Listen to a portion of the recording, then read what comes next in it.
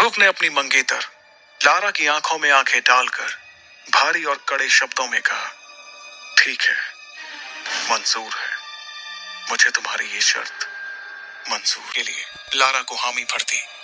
ध्रुव के इतना कहते ही लारा ने एक आखिरी बार उसे घूर कर देखा और फिर अपने बॉडीगार्ड्स के साथ शौर्य महल से बाहर जाने लगी। लारा भी हॉल के बड़े से दरवाजे तक पहुंची ही थी कि उसके कानों में एक लड़की की चेतावनी देती हुई आवाज पड़ी, रुक जाओ लारा। जैसे ही लारा ने मुड़कर देखा तो उसे गुलाबी रंग के गाउन में इरा दिखाई दी।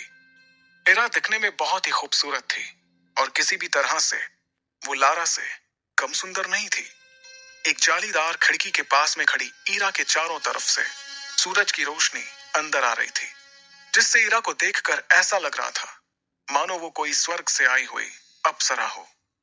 इरा ने लारा को देखते हुए कहा, मैं जानती हूं कि आज तुमने जो कुछ भी किया है तुम्हें उस पर कोई पछतावा नहीं हो रहा होगा, क्योंकि अब तो तुम्हें ध्रुव का सामना करना ही होगा। और हाँ, एक बात और, कभी ये मत सोचना कि तुम अंबर दल की लीडर बन गई तो हम लोग डर जाएंगे, क्योंकि शौर्य दल में तुमसे ताकतवर लोग भी मौजूद हैं। इरा की इस धमकी को लारा ने बड़े ध्यान से सुना, लेकिन वो बिना कुछ कहे वहां से चली गई। दूसरी तरफ सभी के जाने के बाद ध्रुव ने अपने पिता अरेंद्र से पूरे भरोसे के साथ कहा, बाबा, मैं आपसे वादा करता हूं कि आज से ठीक 3 साल बाद लारा जयान और उसके पूरे खानदान को अपने किए पर पछतावा होगा। अब मैं जयान परिवार के सामने ही लारा को मुकाबले में हराऊंगा। अरेंद्र अपने बेटे ध्रुव को बेबाकी के साथ बात करते देख खुश हो रहे थे, क्योंकि पिछले 3 सालों से वो ज्यादातर चुपचाप ही रहता था। मगर आज उसकी मंगेतर ने यहाँ आकर जो कुछ भी किया, उससे उसके अंदर का वही ध्रुव जाग गया जो 3 सालों से सोया हुआ था। लेकिन सच्चाई से मुंह भी नहीं फेरा जा सकता था, और इस वक्त सबसे बड़ी सच्चाई ये थी कि ध्रुव अपनी शक्तियों के 3रे सितारे पर ही था, जबकि लारा की शक्तियां 9वें सितारे तक पहुंच चुकी थी। इधर शौर्य महल से बाहर निकलकर ध्रुव अभी भी लारा के बारे में सोच रहा था कि किस तरह से लारा ने बातों बातों में उसकी बेइज्जती की थी और कैसे उसने ध्रुव के पिता पर पछतावा होगा। अब मैं जयान परिवार के सामने ही लारा को मुकाबले में हराऊंगा। अरेंद्र अपने बेटे ध्रुव को बेबाकी के साथ बात करते देख खुश हो रहे थे, क्योंकि पिछले 3 सालों से वो ज्यादातर चुपचाप ही रहता था। मगर आज उसकी मंगेतर ने यहाँ आकर जो कुछ भी किया, उससे उसके अंदर का वही ध्रुव जाग गया जो 3 सालों से सोया हुआ था। लेकिन सच्चाई से मुंह भी नहीं फेरा जा सकता था, और इस वक्त सबसे बड़ी सच्चाई ये थी कि ध्रुव अपनी शक्तियों के 3रे सितारे पर ही था, जबकि लारा की शक्तियां 9वें सितारे तक पहुंच चुकी थी। इधर शौर्य महल से बाहर निकलकर ध्रुव अभी भी लारा के बारे में सोच रहा था कि किस तरह से लारा ने बातों बातों में उसकी बेइज्जती की थी और कैसे उसने ध्रुव के पिता पर रिश्ते को तोड़ने के लिए दबाव बनाया था। इन बातों के बारे में सोचते हुए ध्रुव तेजी से अपनी मां की ग्रेवयार्ड की तरफ जाने के लिए अपने कदमों को बढ़ा रहा था। ध्रुव को इस तरह से गहरी सोच में आगे बढ़ता देखकर उसकी दोस्त इरा भी उसका पीछा करते हुए बाहर आ गई, ताकि वो उसका हौसला बढ़ा सके। लेकिन ध्रुव ने इरा को अपना पीछा करते हुए देखकर कहा, मैं ये चाहता हूं कि मुझे कुछ देर के लिए अकेला छोड़ दो। अपने सबसे अच्छे दोस्त से इतना सुनने के बाद इरा ने ध्रुव को कुछ देर के लिए अकेले ही रहने दिया। कुछ ही देर में ध्रुव शक्ति स्तंभ को देखते हुए अपनी मां के समाधि स्थल पर पहुंच गया। वो अपनी मां की समाधि पर गिरे पेड़ के पत्तों और धूल को साफ करने लगा। उसके बाद अपनी मां को याद करते हुए ध्रुव बातें करने लगा। मां, ऐसा क्यों हो रहा है मेरे साथ? मेरी शक्तियां आखिर क्यों नहीं बढ़ रही हैं? इस तरह तो मैं 3 साल के बाद भी लारा से मुकाबला नहीं कर पाऊंगा, और अगर कर भी लिया तो उसे हराऊंगा कैसे? आखिर कैसे? इतना कहते हुए हताश होकर ध्रुव ने अपना सर मां की समाधि पर रख दिया और अपनी आंखें बंद करते हुए कहा, 3 साल बाद सब कुछ खत्म हो जाएगा। मां, अगर मैं अपनी शक्तियों को वापस हासिल नहीं कर सका तो बाबा को पूरे मेसोडोरिया शहर के सामने शर्मिंदा होना पड़ेगा। अपनी मां से बातें करते करते ध्रुव का गला सूख चुका था। उसने अपने आप को संभाला और कहा, अब तो मां, मुझे ऐसा लगता है कि जब मैं आपकी दुनिया में आऊंगा तो आपको अपना चेहरा कैसे दिखाऊंगा, क्योंकि मैंने ऐसा तो कोई काम किया ही नहीं जिससे मैं आपका नाम रोशन कर सकूं। क्यों मां? शक्तियां क्यों नहीं बढ़ रही हैं? ये कहते हुए ध्रुव ने अपनी मुट्ठी बंद की और जमीन पर जोर जोर से अपना हाथ पीटने लगा।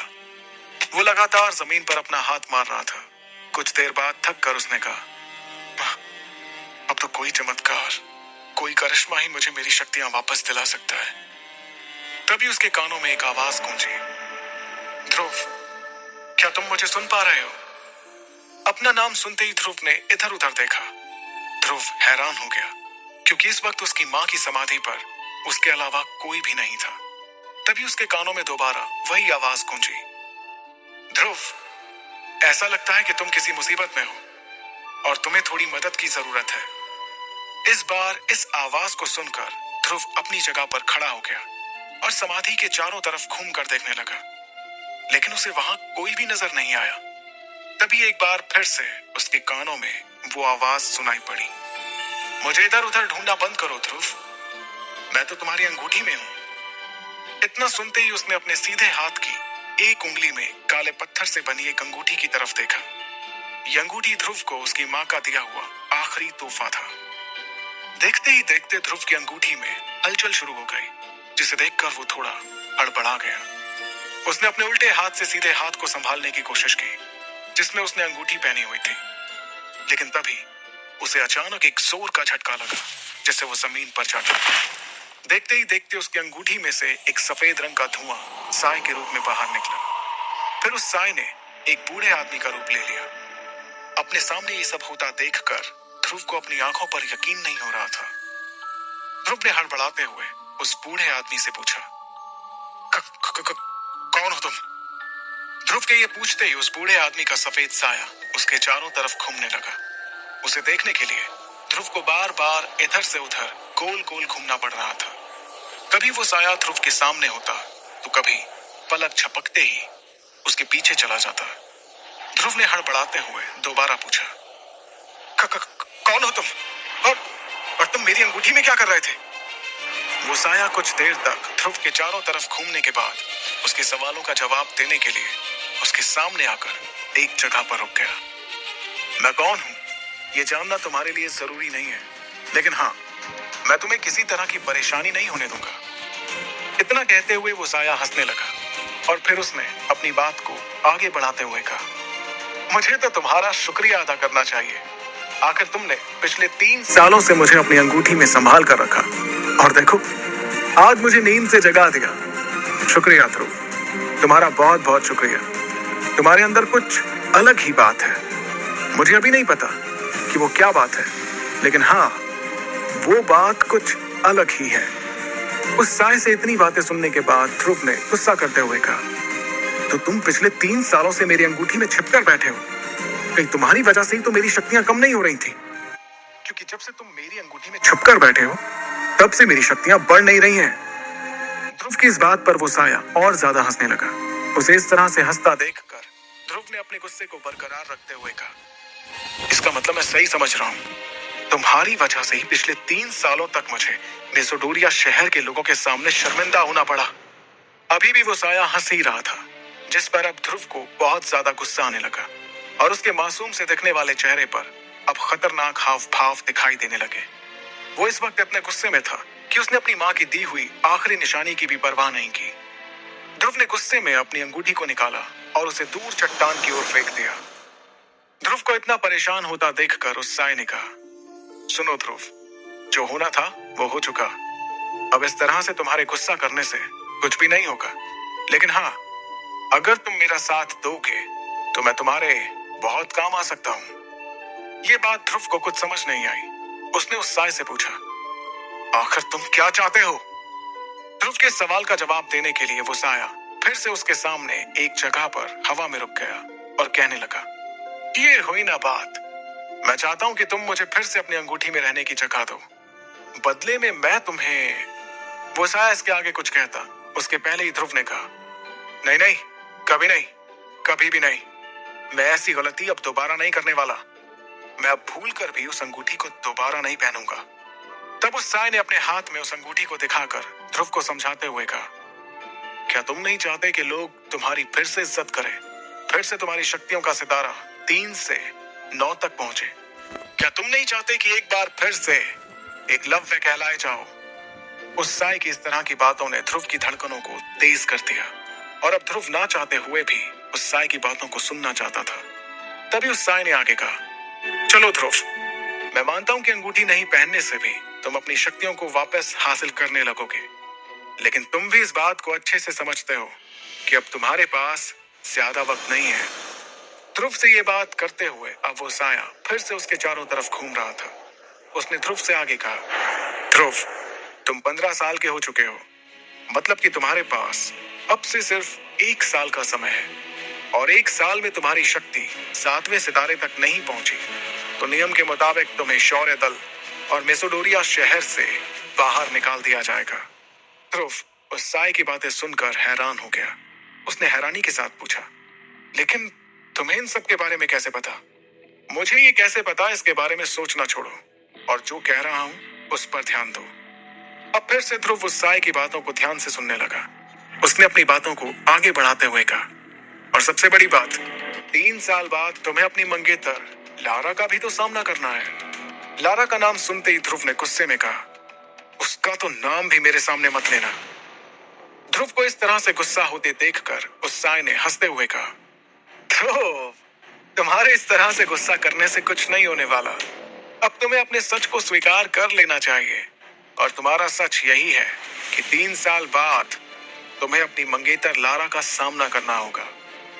इस बार ध्रुव ने आगे जाकर उस साय से पूछा, तो क्या करूं मैं?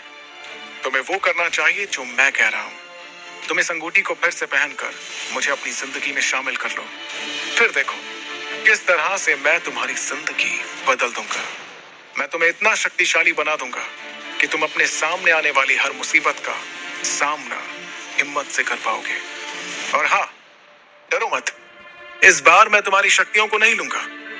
ये बात तुम्हें बाद में समझ आ जाएगी कि अब तक ऐसा क्यों किया मैंने। धीरे धीरे तुम्हें इसका कारण समझ आ जाएगा, लेकिन अब तुम्हें डरने की जरूरत नहीं। ध्रुव को अपनी खोई हुई शक्तियों को वापस हासिल करने का इसके अलावा कोई और दूसरा रास्ता नजर नहीं आ रहा था। तब ध्रुव ने सपाट लहजे में कहा, ठीक है, मैं तैयार हूं। ध्रुव के इतना कहते ही वो सफेद रंग का साया हंसते हुए उसके पास से बहुत तेजी से निकला। वो उसके चारों तरफ इर्द गिर्द घूमने लगा, जिससे ध्रुव का संतुलन बिगड़ गया और वो एक बार फिर से जमीन पर जा गिरा। तब ध्रुव ने कहा, अरे ये क्या कर रहे हो? मेरे सारे कपड़े खराब कर दिए। जमीन से उठने के बाद ध्रुव ने उससे एक सवाल किया, वैसे तुमने अभी तक मुझे अपना नाम नहीं बताया। मेरा नाम विदुर है, लेकिन तुम मुझे सिर्फ गुरुदेव या फिर आचार्य कहना। ठीक है आचार्य विदुर, तो आप मेरी ट्रेनिंग कब से शुरू करेंगे? विदुर ने कहा, बहुत ही जल्द। तभी अचानक ध्रुव ने विदुर से पूछा, आचार्य, क्या आपको करिश्माई शरबत के बारे में कुछ पता है? विदुर ने तुरंत जवाब देते हुए कहा, मेरे हिसाब से वो दुनिया का सबसे वाहियात किस्म का शरबत है। मैं तुम्हारे लिए खास चीज बनाऊंगा, अमृत धारा। उससे तुम्हें बहुत मदद मिलने वाली है। ध्रुव ने हैरान होते हुए पूछा, क्या कहा? अमृत धारा? ये क्या है और इसके क्या फायदे हैं? ध्रुव के सवालों से परेशान होकर विदुर ने कहा, तुम सवाल बहुत पूछते हो। फिलहाल मैं तुम्हें कुछ जड़ी बूटियां लिख कर दे रहा हूं, इसका इंतजाम करो। जब अमृत धारा बन जाए तो तुम खुद ही देख लेना कि वो क्या चीज है। फिर तुम खुद ही बताना मुझे कि अमृत धारा बेहतर है या तुम्हारा वो करिश्माई शरबत। इतना कहते हुए विदुर ने ध्रुव के हाथों में जड़ी बूटियों के नाम लिखकर एक कागज थमा दिया। उस कागज को पढ़कर ध्रुव के होश उड़ गए। उसने हैरानी के साथ कहा, आचार्य, ये तो बहुत महंगी है। इन्हें खरीदने के लिए तो कम से कम 800 सोने के सिक्कों की जरूरत होगी और मेरे पास तो इतने पैसे नहीं है। ध्रुव की इस बात पर विदुर ने सपाट लहजे में कहा, ये तुम्हारी परेशानी है कि तुम इतने सोने के सिक्कों का इंतजाम कैसे करोगे। अभी तो मैंने तुमसे सबसे कम कीमत वाली चीजें लाने को कहा है और तुम अभी से मुझे अपनी परेशानियां बताने लगे। 800 सोने के सिक्कों का इंतजाम कैसे होगा ये तुम जानो। जब तुम्हें पता चलेगा ना कि मेरे अमृत धारा की मार्कस में क्या कीमत है तो तुम्हारे होश उड़ जाएंगे। फिर तुम्हें समझ आएगा कि तुम्हारे हाथ कौन सा खजाना लगा है। ये बात चल ही रही थी कि ध्रुव को ऐसा लगा कि कोई उनकी ओर आ रहा है। इस आहट को सुनकर विदुर ने जल्दबाजी में कहा, मैं अंगूठी में वापस जा रहा हूं, तुम इस अंगूठी को पहन लेना और हाँ, किसी को भी मेरे बारे में मत बताना, समझे? इतना कहते हुए विदुर ध्रुव की अंगूठी में जाकर गायब हो गए।